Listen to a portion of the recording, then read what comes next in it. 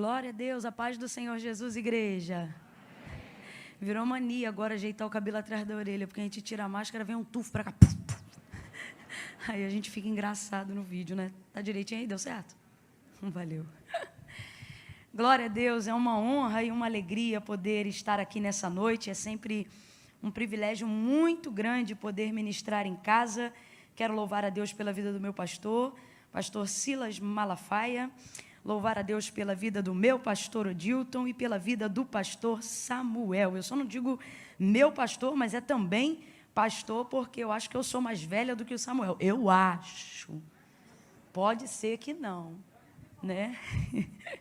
Mas eu estou feliz de estar aqui e feliz de ver que a geração dos crentes feitos de açúcar acabou. Né? Rapaz, o povo veio, até quem é mais doce entrou na sombrinha e disse, eu vou. Que alegria, Deus abençoe a vida de cada um dos irmãos. Eu quero também louvar a Deus, porque poder dividir a tribuna hoje com a Cleidiane foi e está sendo uma honra muito grande, porque a gente percebe a sua pureza, a sua entrega, a sua renúncia, e é isso que o povo de Deus quer ver e quer corroborar, né? A gente quer estar perto de quem adora. Então, Cleidiane, muito obrigado pela sua vida e pela forma como você derramou. Permitindo o Senhor, eu creio, viu? Porque hoje eu estou muito obediente, eu estou sentindo que eu vim para obedecer. E aí eu vou poder até usar um pouco do meu tempo para a gente fechar junto de novo. Eu quero muito lhe ouvir mais uma vez. Aleluia. Abra comigo a sua Bíblia no Evangelho de Jesus, segundo escreveu João. Glória a Deus. Oh, aleluia. Evangelho de Jesus, segundo escreveu João. Pode, obrigada. Só para dizer para vocês, gente, que terminando o culto, os materiais da loja estarão disponíveis ali no lounge. Eu sempre quis falar isso. Porque às vezes a gente diz assim, está ali na banca, né? Mas quando a gente está assim, a gente está ali no lounge da igreja. E se vocês desejarem adquirir, vocês já sabem o propósito que a gente carrega, né? E vai ser uma bênção, tá bom? Só para mostrar para vocês, hoje tem a bata do leão, aquela que o tronco é cinza e a manga é no preto. E vocês já sabem que é proposital. Para quê, Camila? Para afinar a cintura. Diga aleluia. Tem o vestido fé também hoje, nessa malha mais grossa, própria para essa noite que nós estamos vivendo hoje. Eu amo esse vestido e vocês sabem por quê, né? Se colocar um tênisinho, derruba 10 anos em qualquer idade. Não é à toa que eu estou de tênis, eu já estou nessa fase. E tem aquela que é super discreta, quase não chama atenção, que é a virtuosa de A a Z, toda no brilho, no paetê, baseada em Provérbios, capítulo de número 31. Como eu sempre digo, essa aqui é aquela para quem está acostumado a brilhar. Tipo, você quer brilho? Toma brilho, minha filha. É desse jeito. E tem também uma marca nova que o pastor Eduardo Gonçalves está lançando, e ele está desenvolvendo uma ideia muito bacana em cima do tema cabeça para cima. É um C subindo, e tem essa malha estonada, que é uma long, linda. Eu acabei de batizar ela num copo d'água. E também os bonés. Eu particularmente gosto muito, então eu quis entrar nessa com ele porque eu uso, né? Apesar de ter esse semblante super assembleianossauro, eu também sei ser church. E aí eu uso. Tá aqui, ó, cabeça para cima, dá para dar um zoom aí? Foca em mim. Eu sempre quis dizer isso também. Gente, o acabamento desse boné é surreal. Se vocês desejarem adquirir, tem esse aqui e tem esse aqui mais voltado para as mocinhas. Cadê, ó? Tá aí. Pensa num bordado, num material de qualidade. Vai estar disponível ali fora, tá bom? Pode pegar aqui, varão. João, capítulo de número 19. Brigadão. A partir do versículo 24 em diante. Glória a Deus. Evangelho de Jesus, segundo escreveu João, capítulo 19, versículos 24 em diante.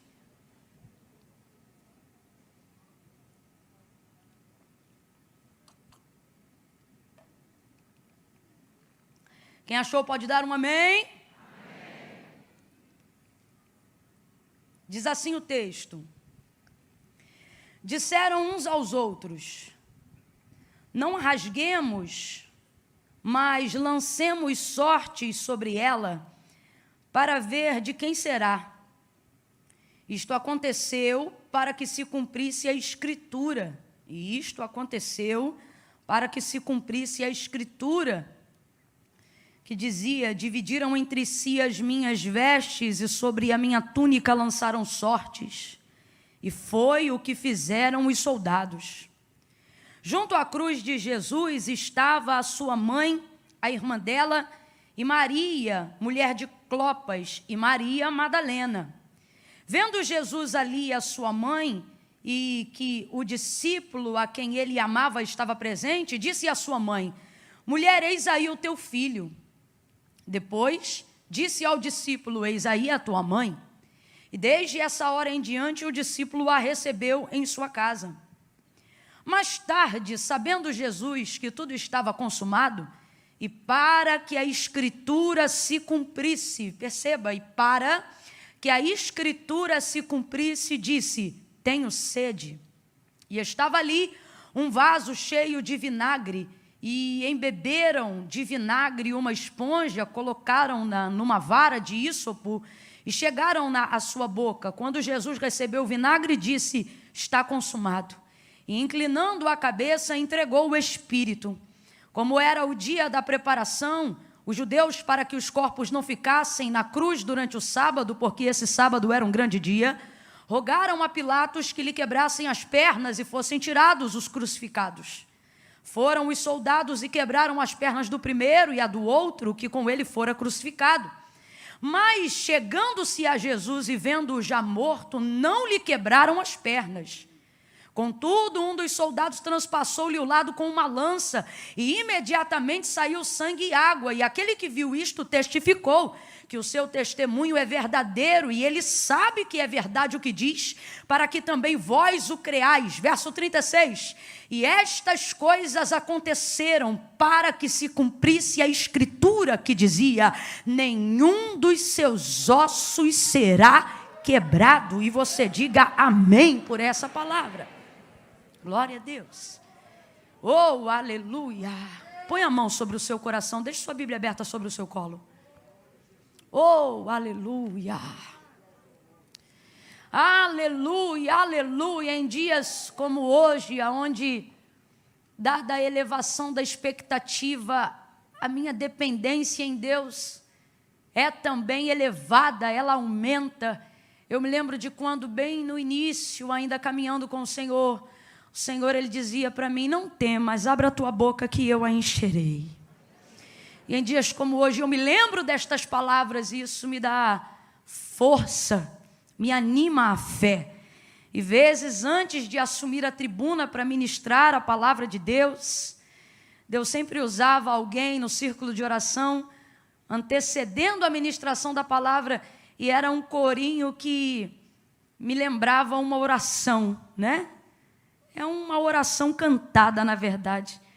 Se você é dessa época, você conhece esse lançamento, diz assim: fala, Deus, fala, Deus, toca-me com brasa. Faça disso uma oração, diga: fala, Deus, fala, Deus, sim, alegre atendo ao teu. Fala, Deus, fala. Fecha os teus olhos, curve a sua cabeça. Fala. Fale com Ele. Toca-me com brasas do... Faça disso uma súplica, peça. Fala, Deus.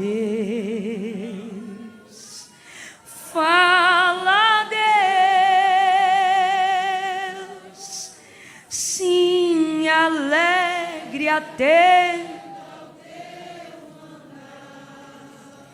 Sim, alegre até. Sim, alegre alegre atendo ao teu. Senhor nosso Deus e nosso Pai, é com alegria que queremos atender ao teu mandar. É com alegria que queremos atender o teu comando. Nós estamos aqui, Senhor, por causa do teu nome. Nós estamos aqui por causa da tua glória. Nós estamos aqui para exaltar a tua fidelidade nesta noite. Nós estamos aqui porque ninguém nos ama como o Senhor nos ama. Nós estamos aqui por causa da multidão das tuas misericórdias, que tem sido a causa de não sermos consumidos, Deus. Quantos levantam pela manhã e à tarde já não são, mas nesta noite, como Davi, nós podemos te erguer um altar de adoração e tributar a ti toda a honra e toda a glória que é devida ao teu nome, porque nós deitamos, dormimos e estamos de pé, porque só o Senhor nos faz habitar em segurança. Quantas vezes tu tens sido o abrigo seguro, quantas vezes o Senhor tem sido o nosso chão, o nosso sustento, a nossa força. Quantos aqui nesta noite vieram do trabalho, outros pegaram trem, alguns vieram de carro, alguns no conforto, outros vivendo um revés da vida, mas todos estão diante do teu altar, Senhor. Todos estão diante da tua grandiosa presença, não porque queremos ouvir apenas uma palavra motivacional, não porque queremos administrar apenas um culto, mas porque precisamos ouvir a tua voz para termos a paz que excede todo o entendimento. É a tua palavra que orienta e que governa a nossa vida. Quantas vezes a nossa esperança já não foi renovada pelo poder da tua palavra? Tu és o mesmo e não mudaste, o Deus de Abraão, o Deus de Isaac, o Deus de Jacó, e por isso nós viemos aqui, porque tu também é o nosso Deus. Graças ao sangue do teu filho vertido na cruz do Calvário, agora eu elevo a minha voz em oração a ti, junto com a tua igreja, e não estou preocupada com técnica nem com oratória. Eu estou preocupada em que o Senhor manifeste a tua vontade de acordo com o teu querer. Trabalha nos nossos corações, continua falando conosco. Levanta aquele que entrou hoje aqui perturbado, caído. Liberta aquele que está sentindo-se oprimido.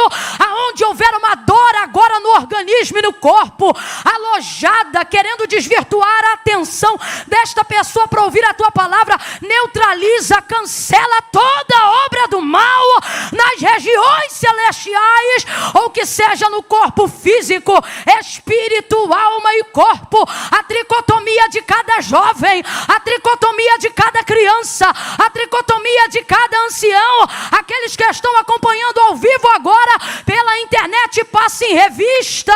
O Senhor conhece o nome, o endereço, cura das enfermidades da alma e do corpo. Nós repreendemos toda friga, todo cruzar de dedo, encantamento, palavra ao contrário, seja neutralizada, vencida e sem força agora, no nome de Jesus. Fala no profundo.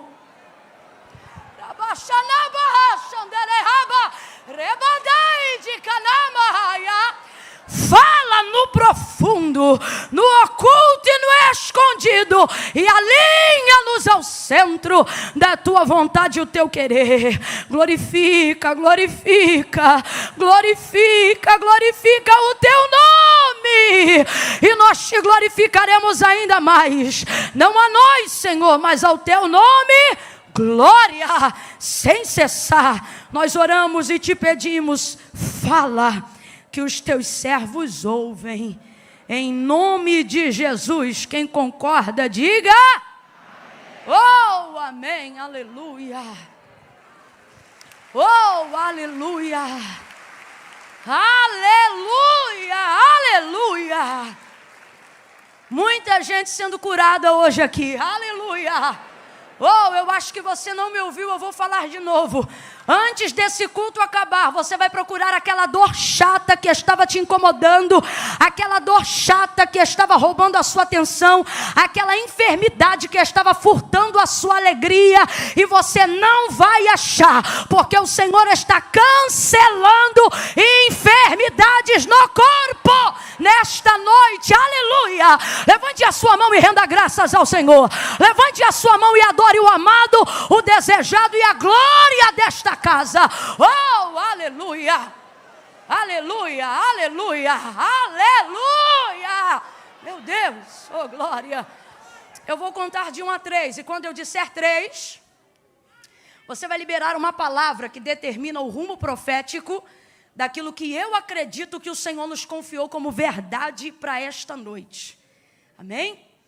No 3, você vai virar para esta pessoa e vai dizer para ela deste jeito: vai se cumprir tudo. Amém? Quando eu disser 3, você libera a palavra. Qual é a palavra que você vai liberar? É 1, é 2, é 3, vai! Agora para o outro vizinho, vai! Oh, aleluia, aleluia! Porque esta palavra é fiel e verdadeira. Porque Deus não é homem para que minta, nem filho do homem para que se arrependa. Falaria e não cumpriria? Oh, diria algo que não fosse capaz de fazer? Como cantou Maria, nós também profetizamos nesta noite, porque para Deus não há impossível em nenhuma de todas as suas promessas. Aleluia! Oh, aleluia! Aleluia! Aleluia! Deus tem me ensinado que a fé não foi feita para sentir, foi feita para saber. E falando isso, eu já quero liberar uma palavra aqui sobre a sua vida, pelo menos a priori, a princípio, no início da disciplina da fé, porque toda virtude que nós temos precisa ser disciplinada. Toda virtude que nós temos precisa ser doutrinada, porque o corpo, na sua carne, para Deus, voluntariamente não opera nada. A carne é egoísta. Ela só milita em prol dela mesma. Então, quando ao despertar de um dom, ou a manifestação de alguma virtude, seja ela a humildade ou alguma outra coisa, isso precisa ser disciplinado. Então, estou falando sobre o início da disciplina da fé. E pelo menos a princípio falando, eu gostaria que você gravasse isso na sua mente. A fé não sente, a fé sabe. E é muito importante que você tenha isso em mente. Uma fé que está acima de uma esfera sensorial. Porque uma fé sensorial, ela pode ser até interessante enquanto o culto está rolando, mas ela não tem eficácia o suficiente para a vida. Por quê? Porque aonde é que fica essa fé depois que o culto acaba? Eu vou falar bem rasgado, todo mundo vai entender. Eu não duvido. Pelo contrário, a sua presença aqui nessa noite é a maior comprovação e confissão pública de fé de que você crê. Senão você não viria a este culto. Mas na maioria das vezes a nossa fé, ela é certa por ser verdadeira, mas por estar sendo executada na área errada, até aquilo que era para dar certo dá errado. Não por falta de fé, mas por estar utilizando uma fé genuína no lugar errado. Ou, em outras situações, por estar achando que se tem uma fé genuína, quando na verdade tudo que se tem é uma fé sensorial, uma fé motivacional. Você fica animado enquanto o louvor está cantando, você crê. Você se anima enquanto a palavra está sendo pregada, mas depois a sua vida oscila igual um gráfico de um cardiograma. Ora lá em cima, ora lá embaixo, porque você precisa ser motivado o tempo todo pelo que você sente para você passar a crer. E uma fé que é governada por sentimentos não é o suficiente para te dar estabilidade. Não é o suficiente para que você venha provar de uma vida de milagres. O que disse Jesus para Marta? Se credes, verás a glória de Deus. E ela tinha fé. Marta, por exemplo, tinha muita fé. Eu já falei sobre isso aqui. Quando Jesus chega na aldeia de Betânia, depois de Lázaro, 4 dias já morto, ela diz assim: se tu as tivesses aqui, o meu irmão não teria morrido. Ela tem uma fé verdadeira, mas conjuga no passado. Ou seja, eu creio tanto que a vida de Lázaro estava na tua mão, que se o Senhor estivesse, olha isso, conjugação do passado, está dizendo, se o Senhor estivesse aqui antes, ou seja, eu tinha fé para antes, meu irmão não teria morrido. A fé dela em Jesus é verdadeira, mas ela aplica conjugando no passado. E fé no passado não resolve Nada. Fé no passado não resolve nada. Aí Jesus libera uma palavra que traz ela para cá. E diz assim para ela: Marta, teu irmão vai ressuscitar. Só que ela pega a fé, tira do passado e joga direto para o futuro. Ela diz: eu sei, naquele grande dia, foi longe demais. Ou seja, a fé é verdadeira. Eu sei, na conjugação do grego em João 11, significa eu creio. Ou seja, a fé ela tem, mas está conjugando no tempo errado.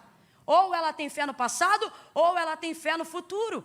Mas Jesus olha para ela e diz: Marta, se credes, verás a glória de Deus. Quando? No passado? No futuro? Aqui, hoje e agora. O que ele está fazendo? Ele está corrigindo a fé de Marta, dando a ela expectativa. Agora presta atenção. Eu vou entrar em João, mas eu preciso preparar a sua mente para o que diz a palavra do Senhor em João 19. Perceba isso. Jesus, quando sai da aldeia de Betânia, já toma uma decisão: eu vou ressuscitar Lázaro. E ele precisa do conselho de alguém para tomar essa decisão? Ele precisa da fé de alguém para tomar essa decisão?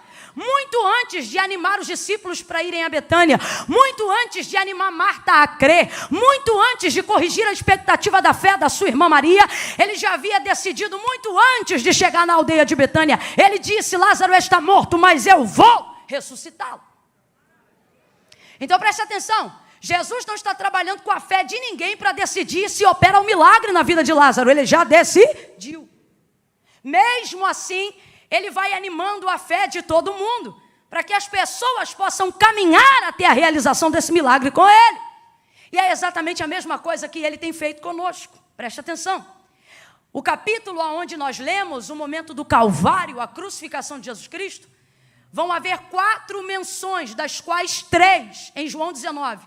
Nós separamos nesta noite, onde o texto massifica, falando que algumas coisas, mesmo que fossem tristes, pesadas e outras triunfantes, todas elas, segundo o relato de João, que foi testemunha ocular do episódio do Calvário, determinam que aconteceram pela batuta orquestrada da palavra. Se você substituir a palavra escritura por palavra, é basicamente o que o texto está dizendo. Que tudo o que aconteceu diante de Jesus, ou com Jesus, no momento do Calvário, aconteceu para embasar as palavras liberadas pela boca do profeta Isaías. Quem ainda está comigo, diga amém. Tudo que parecia avesso, tudo que parecia inverso, tudo que parecia incerto, e até o que demonstrava medo, insegurança, tristeza, vergonha e dor, João vai pontuar cada uma dentre as 4, e nós escolhemos hoje aqui 3, aonde ele deixa claro dizendo: isto aconteceu para se cumprir a Escritura, e isto aconteceu para se cumprir a Escritura, e isto aconteceu para se cumprir a Escritura. Veja como a palavra de Deus é quem vai determinar tudo aquilo que vai acontecer na vida do próprio verbo vivo feito em carne. O que eu estou querendo dizer com isso e o que isso tem a ver com fé, você vai entender agora. A maioria de nós que estamos aqui, sem dúvida nenhuma, temos fé. Complete aí para mim: nós temos fé. Nós temos fé. Mas não pode ser uma fé sensorial, uma fé que só sente. A fé verdadeira não está baseada no sentir, está baseada no saber. Porque se eu tomo decisões, ou se eu interpreto as circunstâncias que se movem ao redor de mim na minha vida, baseado somente naquilo que eu sinto, hoje eu creio, amanhã eu não creio.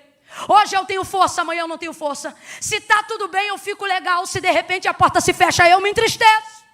Porque eu estou deixando os meus sentimentos governarem a minha vida. Aonde nascem os sentimentos? Na alma. E a fé está ali? Não, a fé é motivada pelo Espírito. As rédeas da minha vida precisam estar nas mãos do Espírito.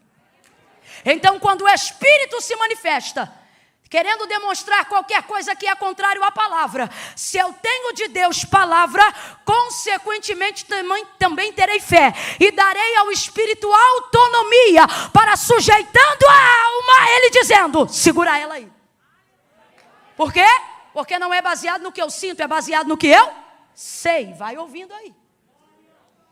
Então tudo que é seguro, tudo que é estável, Tudo que existe e que há não está baseado prioritariamente na fé, está baseado prioritariamente na palavra. Camila, então o que você está dizendo que não precisa ter fé? Não, eu só estou dizendo que uma fé que não é baseada na palavra não se sustenta. Ela só dura um culto, ela só dura um louvor, ela só dura uma oração, ela só dura uma noite, ela só dura um período de campanha. E o Senhor te chamou para viver uma vida abundante que vai te conduzir à eternidade. Então você não pode ter uma vida onde as suas decisões e o governo das suas decisões esteja na mão dos seus sentimentos. E o que é que está acontecendo hoje? A maioria das pessoas estão conduzindo a sua crença em Deus baseado naquilo que elas sentem. Por quê? Porque não tem conteúdo acerca daquilo que Deus falou sobre elas. E Camila, e daí? E daí que você vai ver em João 19 nesta noite. O tamanho da importância é uma questão de sobrevivência para aquele que diz crer em Deus. Ter consciência do que a palavra de Deus diz acerca e ao meu respeito e ao seu respeito. Deus não tem compromisso com cor. Deus não tem compromisso com cabelo. Deus não tem compromisso com conta bancária. Deus não tem compromisso com estilo, com estirpe, com shape. Deus não tem compromisso com conta corrente. Deus não tem compromisso com a não. Deus tem compromisso com a palavra. Ele corresponde à palavra. Deus não corresponde a sentimentalismo. Eu não estou dizendo que Deus não é sensível. A manifestação de Jesus Cristo na terra é a maior prova da sensibilidade de Deus para com a humanidade. Agora, o que é ser sentimentalista? É se tornar refém de um sentimento e dar para ele o governo das minhas decisões. Você acha que vai convencer Deus acerca das coisas que você precisa, dizendo para Ele apenas o quanto você está magoado? Você precisa reagir e se comportar diante de Deus, respaldando diante dEle a palavra. Por quê? Porque Deus não corresponde a rostinho bonito, nem carismático. O caminho é igual para todos. Disse Jesus: se vós estiverdes em mim e as minhas palavras estiverdes em vós, pedireis o que quiserdes no meu nome. Ele disse: eu vou pensar. Ele disse: eu vou estudar o caso? Não. Se vós estiverdes em mim e as minhas palavras estiverdes em vós, pedireis o que quiserdes no meu nome. Isto vos será feito. O quê? O que você está pedindo. O alvo da sua súplica. A área de atendimento da sua necessidade. Mas é mais fácil falar do que eu sinto do que falar do que eu sei. Por quê? Porque eu não leio a Bíblia. Porque eu baseio a minha fé em cima do que os outros falam e não em cima do que a Bíblia diz. Mas hoje o Espírito Santo vai te sacudir com todo carinho pelos dois ombros e ele vai dizer: a partir de hoje você não será como uma folha seca, você não será como uma cana agitada pelo vento, você não será prato de manobra na mão de gente corrupta. Deus te trouxe hoje aqui para te dizer: a partir de hoje vai ser menos eu acho e mais a Bíblia diz. A palavra de Deus diz, a palavra de Deus garante, e Deus tomará o governo de todas as decisões da sua vida. Hoje eu ministro algo esquisito aqui. Eu ministro um tipo de fé fria.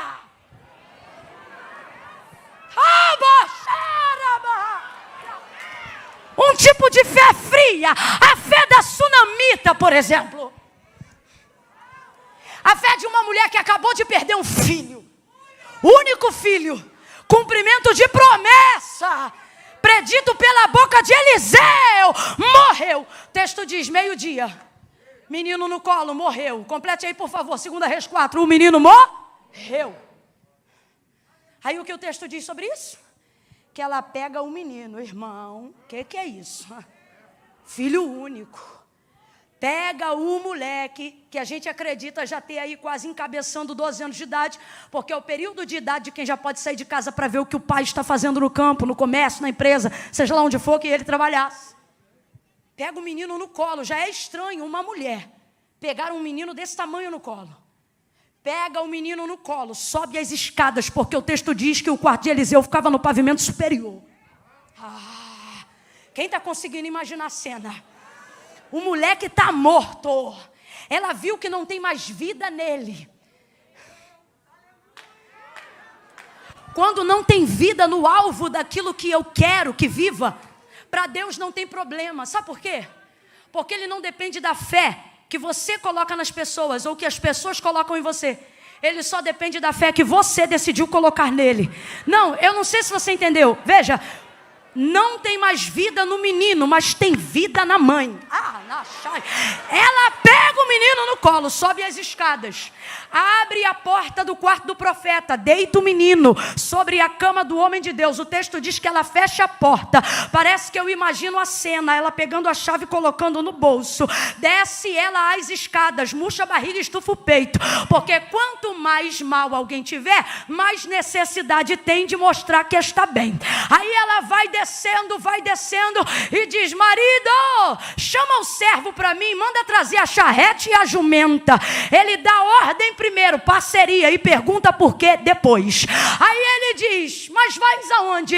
Ela diz: eu vou ao encontro do homem de Deus. Ela sabia que ele estava no Carmelo, aonde preservava o mesmo costume do seu mentor Elias, que orava com a cabeça entre os joelhos. Oh, quanta gente perdendo o costume dos joelhos. Deixa isso para outro dia. Aí ela pega a charrete, ela pega o moço da casa, o servo, e ela diz assim para ele: guia, anda e não para. Olha a frieza dessa mulher. Olha isso. Guia, anda e não para, senão quando eu te disser. Duas verdades. Ela não tem condições de dirigir esse carro sozinha. Então ela chama alguém para guiar, mas a direção ainda é dela. Não, olha isso. Não permita com que no momento de vulnerabilidade, porque pessoas sentimentais são assim. No momento de vulnerabilidade, vocês deixam a gente que não sabe do que está acontecendo te dizer para onde você tem que ir. É por isso que você precisa ter conhecimento do que Deus tem ao seu respeito. Por quê? Porque na hora de um momento onde você estiver desesperado, na hora de um momento em que você estiver angustiado, você saberá para onde ir, mesmo quando não puder guiar-se até lá. Ela diz para ele: guia, anda e não para. Sabe o que ele está dizendo? Quem vai dirigir é você, mas a direção é minha. Você vai para onde eu estiver dizendo para você ir. E para onde ela vai? Ela vai ao encontro de Eliseu. Porque já tem ali pelo menos 15 anos de amizade e de relacionamento, no mínimo, jogando por baixo, desde o primeiro dia que ele entrou, até agora que o menino é crescido. E como ela faz isso, irmãos? Porque ela está indo em direção ao Carmelo, onde está o profeta Eliseu. Deus falou comigo isso. Deus disse assim para mim: ela sabe quem ele é, sabe aonde ele está e sabe o que ele pode fazer. Quando você sabe quem é Deus, e agora eu estou falando para você, quando você sabe quem Deus é, sabe aonde ele está e sabe o que ele pode fazer, a charrete pode estar na mão de quem for, mas a direção é sua. Vai por ali, vem por aqui, sobe ali, desce ali. Ela chega lá. Agora responda para mim. Responda para mim com inteligência, não precisa espiritualizar, porque hoje é uma das coisas que a gente menos vai fazer aqui, porque eu quero te convencer sobre uma fé real. Uma fé real e não sensorial. Diga para mim: filho único, morto, sozinho dentro de casa. Não, eu vou fazer a pergunta ainda. Filho único, morto, sozinho dentro de casa. Pegou sozinho, trancou sozinho, chamou sozinho, está indo sozinho. Está desesperado ou não está? Estamos falando da mãe agora. Está desesperado ou não está? Está angustiado ou não está? A alma está de cabeça para baixo ou não está? A mente está fervilhando mais do que panela de pressão, sim ou não? Vamos lá, gente, é mãe, sim ou não? Sim. Qualquer mãe, na condição dela, poderia sair gritando, desesperada: ai, meu filho! Se fosse no Rio de Janeiro, ela iria para a rua e dizia: chama SAMU! Mão no cabelo. Se ela quisesse rasgar as vestes e trazer terra sobre a cabeça, nós a compreenderíamos. Ninguém criticaria ela é mãe. E perdeu o seu filho. Mas olha o que ela faz. O desespero está lá dentro. A angústia está lá dentro. O medo está lá dentro. O temor está lá dentro. O receio está lá dentro. Mas ela coloca tudo na mão do Espírito e diz: segura a alma que eu vou atrás do profeta. Só para você entender. Ela não faz escândalo, ela não arma barraco gospel. Ela chega para o profeta e diz: vive a tua alma, que eu não vou te deixar, enquanto você não sair daqui comigo. Para quê? Para resolver esse problema. Ela faz o profeta ir lá, e é a primeira vez em toda a carreira de Eliseu que ele não sabe o que fazer. A primeira vez. Porque aqui é amizade, não é Deus mandando. Aqui é Deus dando a Eliseu noção de responsabilidade de quem criou uma aliança. Porque a sunamita veio para humanizar Eliseu. Mas escute aí, ele vai para a casa dela, chega lá, anda de um lado para o outro. Parece que Deus dá uma direção para ele, deita em cima do menino enquanto o corpo ainda está quente. Você vê, o corpo do morto está quente, mas ela está fria. Por quê? Porque se ela sabe quem ele é, sabe aonde ele está e sabe o que ele pode fazer, ela não permite nenhuma sensação, nenhum sentimento, nenhuma atitude fora do controle e do plano daquilo que ainda pode ser feito, destruir aquilo que ela acredita que ainda pode acontecer. Então responda para mim, essa mulher tem fé ou não tem? Tem fé ou não tem? Mas não está pulando, não está dando glória a Deus, não está rodando, não está falando em língua, mas tem fé ou não tem? E a Bíblia diz que essa é a vitória que vence o mundo, a nossa fé. Ela tem fé em quê? No conhecimento da construção do relacionamento que ela desenvolveu com Eliseu durante todos esses anos. Ela não sabe apenas o que ele é capaz de fazer, ela sabe quem ele é. Porque no dia que ela construiu um quarto junto ao muro da casa, o que ela disse ao marido? Marido, vamos construir um quarto junto ao muro da nossa casa, porque eu tenho visto que este homem que sempre passa por nós é um santo homem de Deus. Ela sabia quem ele era e sabia o que ele podia fazer. Ela manteve o controle, não baseado no que ela sentia, ela manteve o controle baseado no que ela... Abre a boca, baseado no que ela sabia. É esse tipo de fé que o autor da carta aos Hebreus fala. É a fé de alguém que não está tão preocupado em transparecer fé aos outros, mas está extremamente comprometido em mostrar para Deus que sabe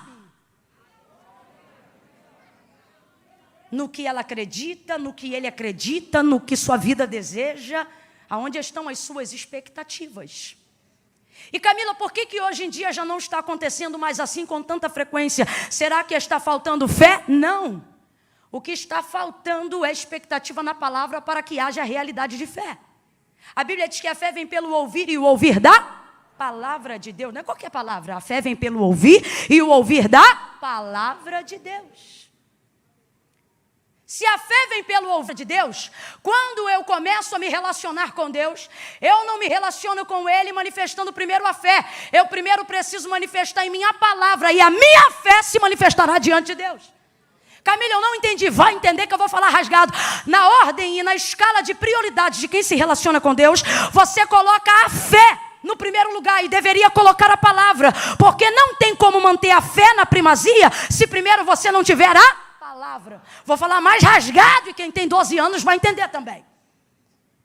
As pessoas dizem assim: tal coisa não aconteceu, ou aquilo não aconteceu, porque fulano não teve fé para Deus fazer. Fé para Deus fazer. Eu já ouvi isso muitas vezes. É quase um jargão popular de quem fala crentez. Fé para Deus fazer. Deus não precisa de fé para fazer nada. Ouça isso com muita atenção. Camila, Deus não precisa da minha fé para fazer nada, não precisa. Sua fé não dá para Deus poder de fazer nada. Se você crê, Deus pode. Se você não crê, Deus continua podendo. Deus não depende da sua fé para manifestar o poder que Ele já tem. E isto está provado na palavra, não estou inventando. Antes de querer me chamar de herege, ouça o que a Bíblia diz: e anátema seja tu, ao invés de mim. Gênesis capítulo de número 1. No princípio, a terra era sem forma e vazia. Complete por favor aí, eu vou dizer, olha, não havia nada. Complete aí, não havia? Não havia?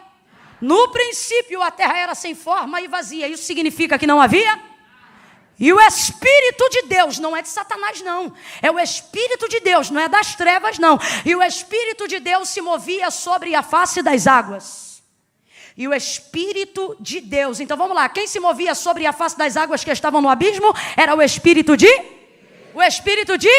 Mesmo assim, Deus estava no princípio e o Espírito dele já se movia no princípio, mas não manifestava nada, não criava, não movia nada. Deus estava lá no princípio. O Espírito se move, mas não realiza nada, não cria nada, não produz nada, não projeta nada, não nasce nada. Só tem Deus lá, mas mesmo assim não acontece.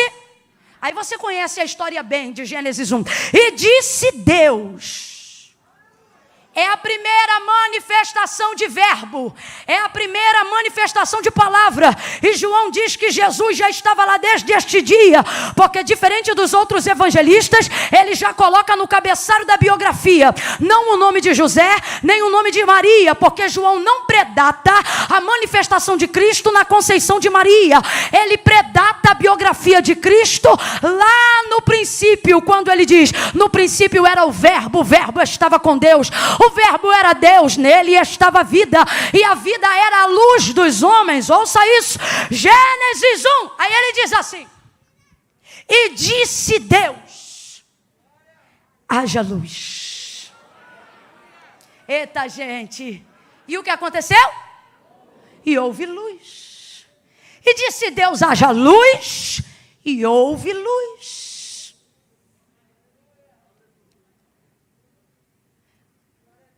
Quando Deus disse, haja luz, quem foi que disse? Amém. Tá ligado? Quando Deus disse, haja luz, qual anjo gritou? Eu creio. Preste atenção, tentando resumir para você entender. Não há manifestação de realidade de fé em Gênesis 1. O que há é manifestação de palavra. Ninguém disse eu creio. Não há manifestação de fé em Gênesis 1. O que há é manifestação de palavra. Camila, o que você está dizendo? Que eu não preciso ter fé? Não. Estou dizendo que é necessário que todo aquele que se aproxima de Deus creia que Ele exista e que Ele é galardoador daqueles que o buscam. Mas quando isto vai se tornar uma realidade? Quando ao invés de colocar a fé no pináculo, eu colocar a palavra. Então preste atenção.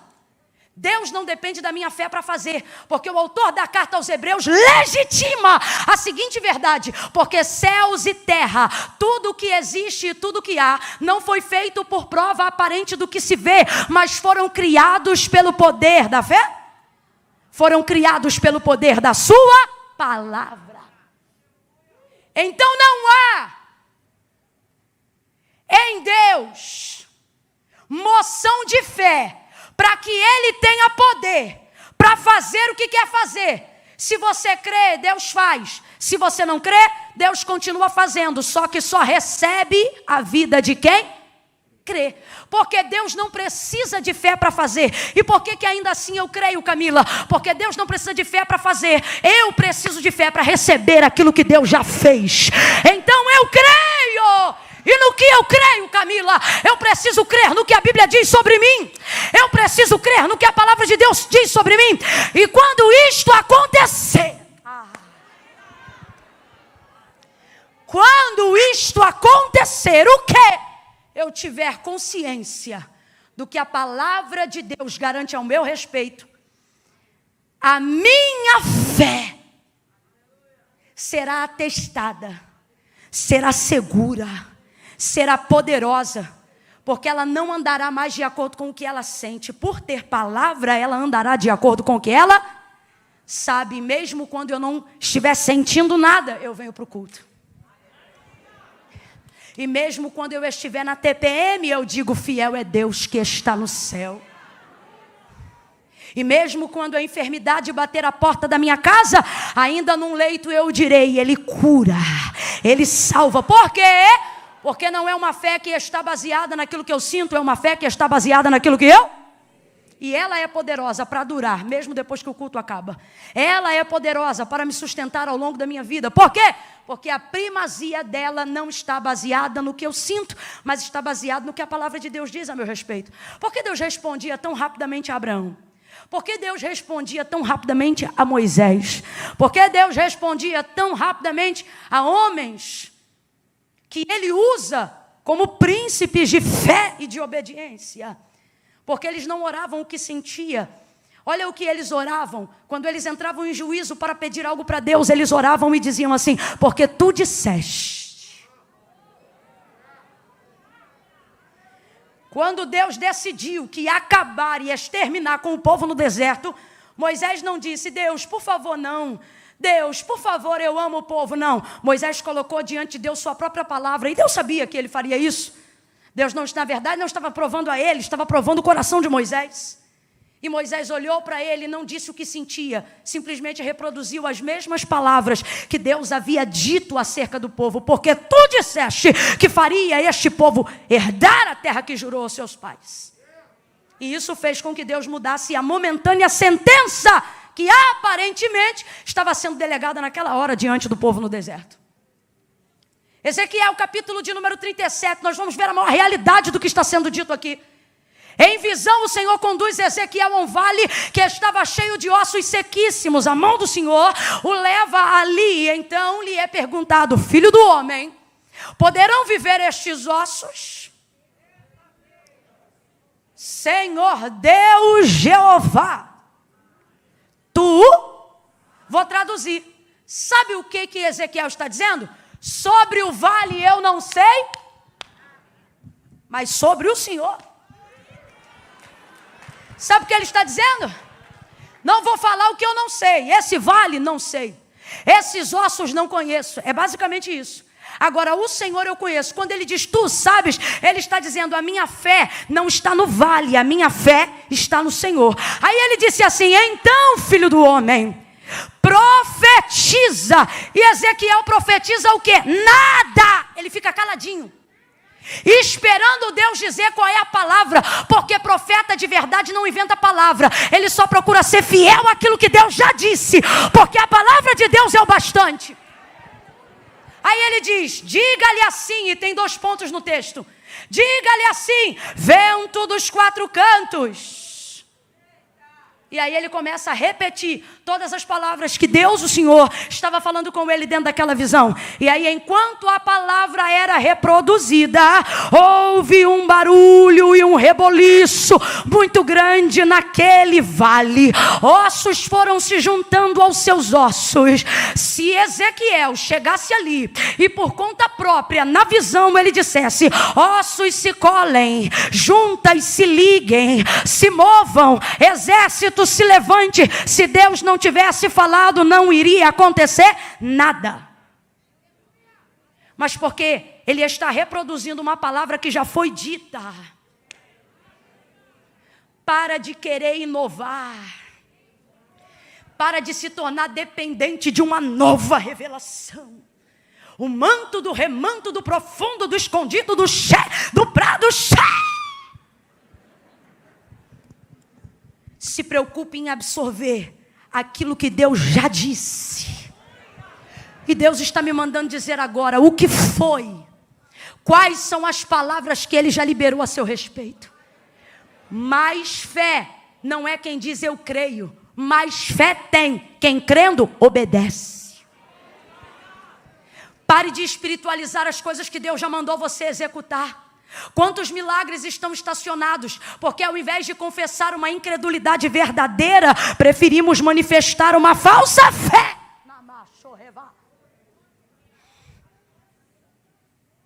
Segunda Reis 4, a viúva. Meu marido morreu, credor está na porta. Declara-me o que tens, disse Eliseu. Só tem uma botija de azeite. Entra no quarto, fecha a porta.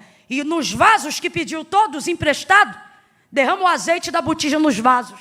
Ele disse derrama, palavra de ordem, verbo imperativo. Ele disse vai e derrama. Sabe o que ele está dizendo? Ele está dizendo vai e faz. Ele não está dizendo creia, ele já está trabalhando com a fé que acredita que ela tem. Por isso ele não diz entra e ora, ele disse entra e faz. Ah não, vou falar isso aqui. Aí a gente entra no quarto, tá com a palavra, tá com a palavra. A palavra do profeta é, entra e derrama. A gente segura a botija. Quando vê a quantidade de azeite que tem na botija e a quantidade de vasos que está esperando para ser cheio, a gente fecha o olhinho. Senhor meu Deus e meu Pai, eu estou aqui na tua presença e te apresento esta botija. irmão, não vou falar rasgado. Você está espiritualizando o que Deus já mandou você fazer. Sabe por que teve milagre? Porque ela foi lá e derramou. E se você ler direitinho, em casa lê, não acredita, lê. E se crê, lê de novo. O azeite não foi multiplicado dentro da botija. E também não foi multiplicado dentro do vaso. O azeite foi multiplicado no fio do azeite enquanto ela derramava. Camila, eu ainda não entendi. Agora veja bem, se ela chega e começa a orar, pastor Dilton, enche a minha botija, transborda a minha botija, Deus não ia fazer? Porque a palavra não era entra e ora, a palavra era entra e derrama, faz. Aí Deus já falou, eu coloquei na tua vida unção para curar. Quando vem aquela onda no culto de avivamento, Deus diz que está curando, você sente um monte de coisa. E de vez em lá e chapar a mão em quem Deus mandou você chapar. Aí você fica assim, Deus me dá unção, Deus me dá unção. Deus diz, unção eu não te dou mais, porque eu te dou unção desde o dia que você nasceu. Agora começa a pedir coragem, porque unção para curar você já tem. Mas você não faz, você não toca. Por que não? Porque você prefere espiritualizar. Deus trabalha numa incredulidade sincera, mas não suporta uma fé falsa. Voltou na mesma casa que os discípulos o tinham visto, mas Tomé não cria. Se eu não colocar o dedo nos cravos, não creio. Ah, é? Jesus volta na casa de novo. Comeu lá? Não. Bebeu lá? Não. Dormiu lá? Não. Falou mais alguma coisa aos outros 11 ou aos 10, perdão? Também não. Voltou lá só por causa de quem? Tomé, porque disse, não creio. Aí Tomé está lá dentro da casa, aparece Jesus, esperando ele. Ele toma um susto. Senhor! Senhor não, vem aqui. Bota a mão aqui. É porque sou eu que estou falando. Claro que Jesus não falou assim. Estou parafraseando. Senhor, eu creio. Eu creio não. Vem aqui, mete a mão aqui. Veja a lança que perfurou. Enfia o dedo no cravo aqui, ó. E aí, agora você crê, Tomé? Agora eu creio. Mas bem-aventurados que não viram, mas creram. Escute isso. Camila, Deus corresponde à incredulidade? Se ela for sincera, Ele não corresponde, mas trabalha. Ele vai lá e lapida. É melhor alguém que chega no culto e diz, Senhor, eu vim hoje porque eu quero crer, mas a minha fé precisa ser aperfeiçoada. Eu não estou bem, não. Eu estou espiritualizando para não dar de frente com a verdade, que é qual? Que eu sou um crente meia tigela. Eu estou espiritualizando porque a real é que eu não tenho coragem de fazer nada do que o Senhor me orientou a fazer. Se a incredulidade for sincera, haverá chance. Mas se a fé for falsa, pode vir 7, 14, 21. Não vai acontecer.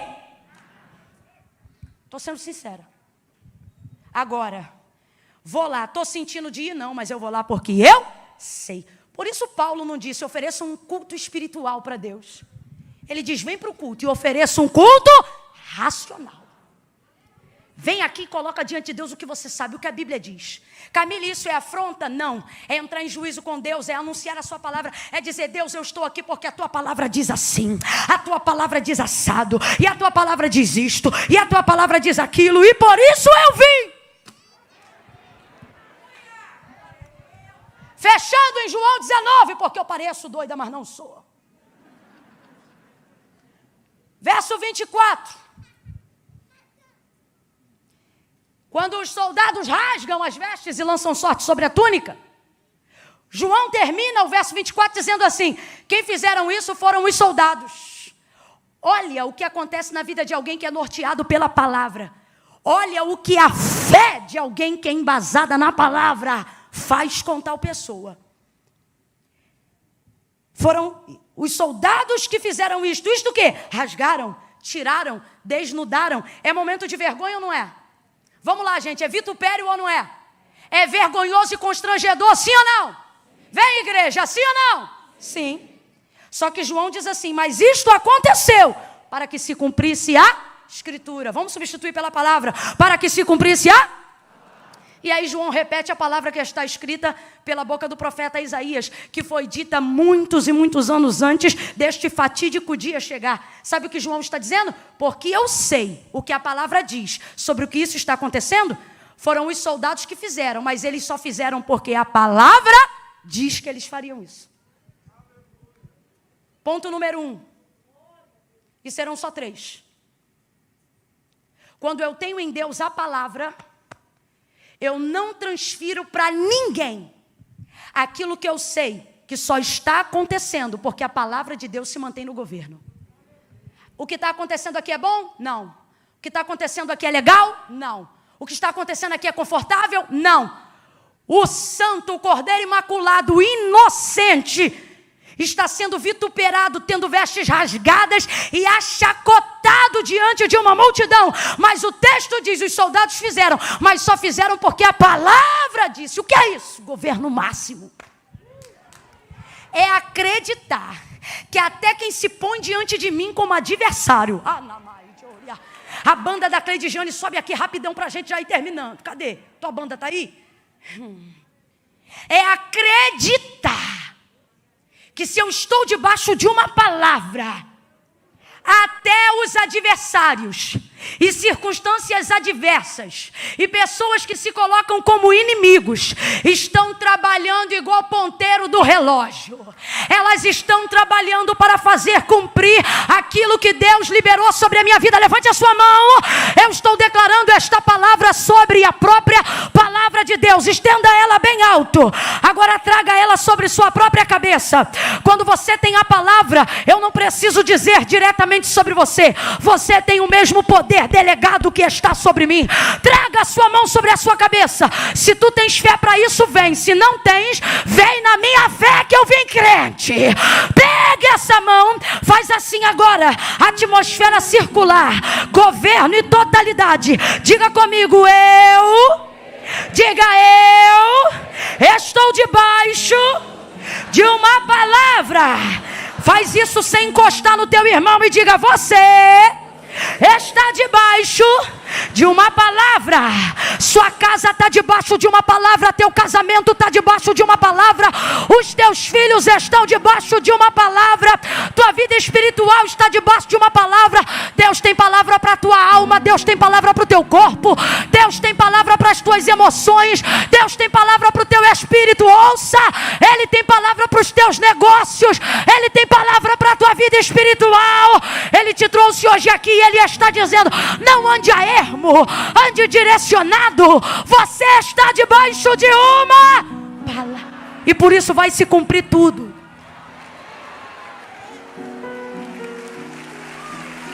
Oh! Grita aí de novo com alguém e diga, vai se cumprir tudo. Não, você não gritou, você falou, Camila, eu não gosto de gritar, então da próxima vez venha num culto que a pregadora for mesmo pentecostal, porque hoje aqui a gente é até o tutano. Olhe para quem está ao seu lado. Se até Deus bradou no coração de Samuel, que problema tem eu elevar a voz? Olhe para quem está ao seu lado e diga, vai se cumprir tudo que a Bíblia diz ao seu respeito já está sobre você. E Deus não precisa da sua fé para fazer. É você que precisa da sua fé para receber o que já está pronto, o que já está feito, o que Ele já disse. Quem acredita nisso, reaja, reaja, reaja.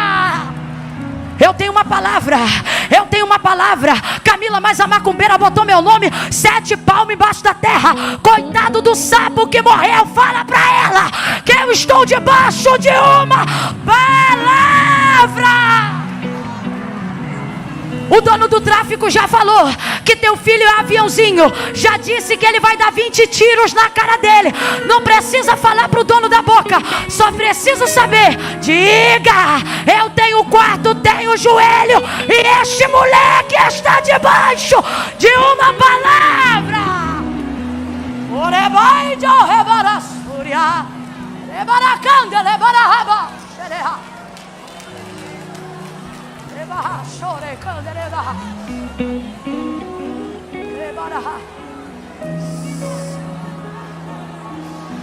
Para de andar como se fosse qualquer um. Pare de se comportar como se você fosse alvo de sorte ou azar. Para. Você tem palavra. Você tem fé. Você só precisa botar para acontecer. Só precisa se posicionar para receber. Até o inimigo trabalha igual um ponteiro no relógio, pensando que está fazendo mal a mim, mas ele só está cumprindo a. E quando é que eu tenho esse discernimento? Quando eu sei o que é dito sobre mim. Eu já vi isso acontecer muitas vezes. Crente passar por humilhação, na hora da tribulação falar meia dúzia de coisa que não deve, mas depois sentar em casa, lembrar ou o que disse o profeta, ou o que Deus falou contigo na Bíblia, e aí você diz, não, Deus falou isso aí. E aí a gente se aquieta. E o inimigo pensa, estou tirando farinha com o cara dele, e a gente diz, está trabalhando de graça para mim, menino, me respeita.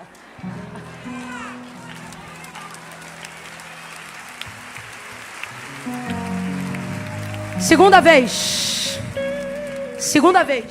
Ninguém se mova agora. Não fui eu que pedi você para ficar de pé. Se foi o Espírito que te botou de pé, agora sustenta.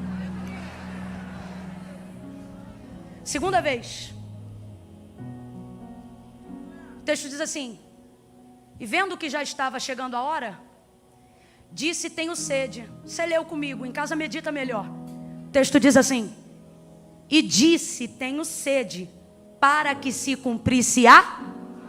Então, quando ele pede de beber água, não está pedindo baseado na necessidade de querer água.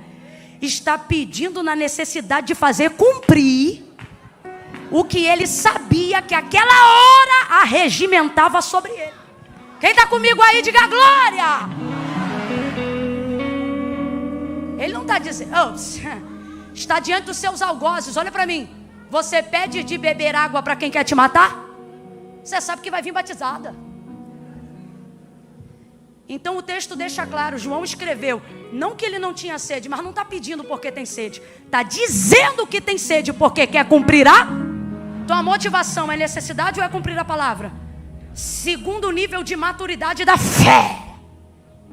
É quando eu espero ninguém fazer cumprir aquilo que eu sei que posso fazer. É quando eu não dou uma de coitadinho nem coitadinha. Mas por saber o que eu preciso fazer, entendendo o cenário, eu vou lá e faço. Não entendi, Camila, vai entender. Quem é que já pediu perdão para quem não fez nada contra essa pessoa? Mas do errado Deus não espera nada. E de você Ele está dizendo, e aí, vai ou não vai? Eu não fiz nada. Pois é, mas você sabe o que a palavra diz. Aí você vai lá com a maior cara do mundo dizendo, Jesus me reveste. E você tem duas opções. Quando chega e pede perdão a alguém, você diz, me perdoe. Pode ser que a pessoa se quebrante e diga, me perdoe também. Eu também errei, eu confundi as coisas. E fique tudo bem. Mas pode ser que você diga, me perdoe. E a pessoa diz assim, está perdoado. Só que se você sabe qual é a palavra que está sobre você, injuriado ou não, motivado ou não, você vai lá e vai fazer. Porque você sente. É porque você sente. Fica esperando sentir de perdoar o ofensor, para você ver quando é que você vai sentir de perdoar o ofensor. Nunca. Mas a fé não está baseada no que eu sinto, está baseada no que eu vou lá e faço o que tem que ser feito. Terceiro e último. E aí agora você muda esse fundo, traz um blue, um jazz, um negócio pesado, deixa eu ouvir o som do baixo. Vai, meu filho, eu tenho cara de brava, mas sou de boa.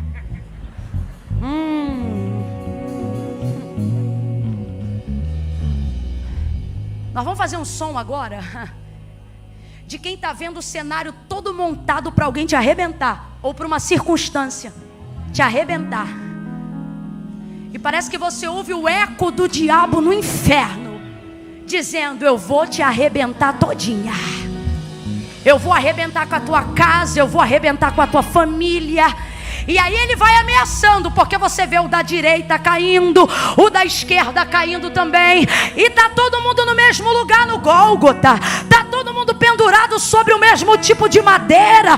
E aí você fica se perguntando, o que tem de diferente de mim para ter arrebentado ele e não me arrebentar?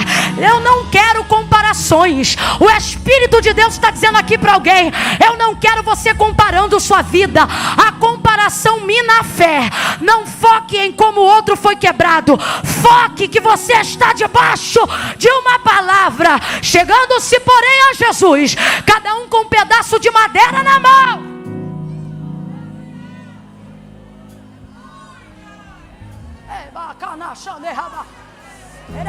Não mudou nada. Cadê? Vamos fazer um negócio diferente. Negócio diferente, um som de guerra, um som de inferno decepcionado e igreja celebrando, um som de inimigo envergonhado e igreja triunfando. É por aí. O diabo está dizendo: vai te quebrar, vai te arrebentar. Eu fiz com o vizinho e vou fazer contigo. Eu fiz com o filho dela e vou fazer com o teu. Eu não sei em que palavra ele estava, mas eu sei que palavra tem sobre mim. Eu estou debaixo de uma palavra. Terceiro e último estágio. Que estágio é esse? É o auge da fé genuína. Jesus está morto. Complete aí, por favor. Jesus está? Jesus está? E morto reage? Morto se defende? Morto argumenta? Morto se protege? Morto não pode fazer? Está? Está lá, paradinho.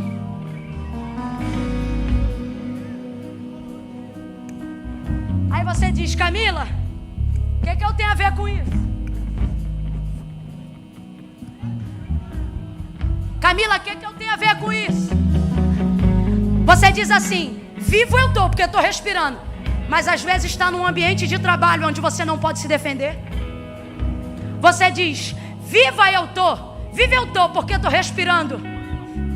Mas está morando de favor numa casa onde você não pode pedir nem para ligar o ventilador. Vivo tá, mas tem que estudar numa faculdade que, se você levantar um argumento contrário, recebe 1000 pedradas. Aí você diz: Camila, vive eu estou, mas parece até que eu tenho que agir como se eu estivesse. E aí essa hora, Camila, o que vai acontecer? Ora, se na primeira vez cumpriu-se a palavra, se na segunda vez tu cumpriste a palavra, esse é o maior auge. É quando, Camila?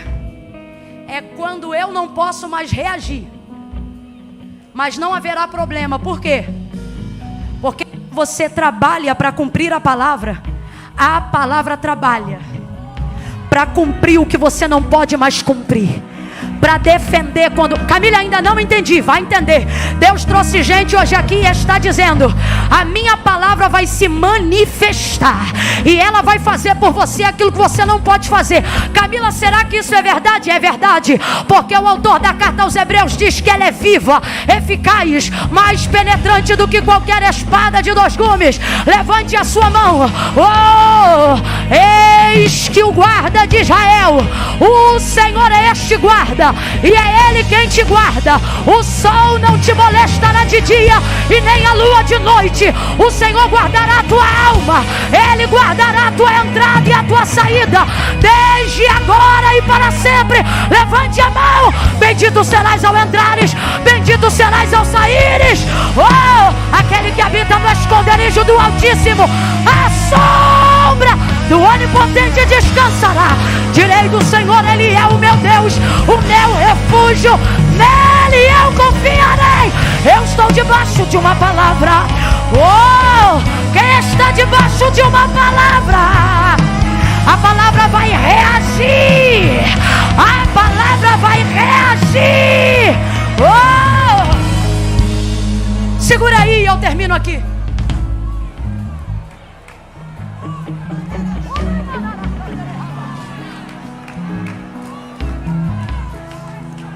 A palavra reage.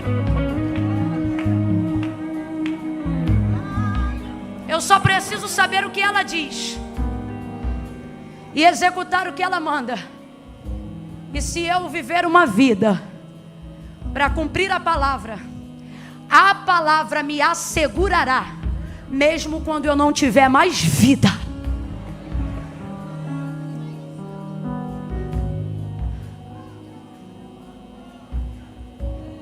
Diga comigo: a fé não sente.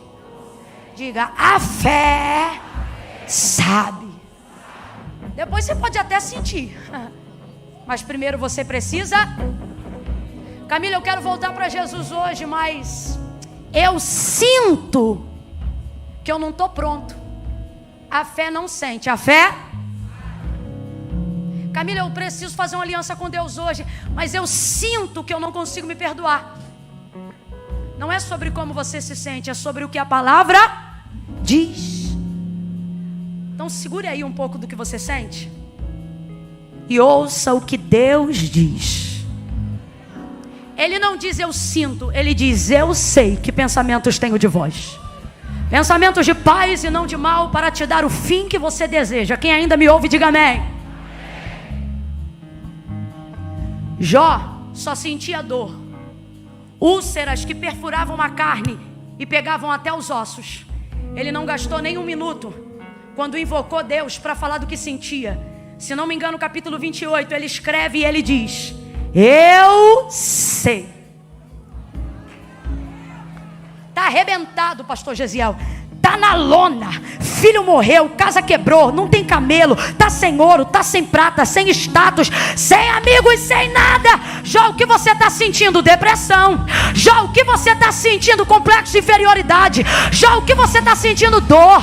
Já o que você está sentindo? Estou sentindo a dor das úlceras, do mal que está em mim. E aí, Jó, vai falar do que você sente? Não, porque se eu falar do que eu sinto, eu mesmo cavo a cova, eu mesmo me enterro.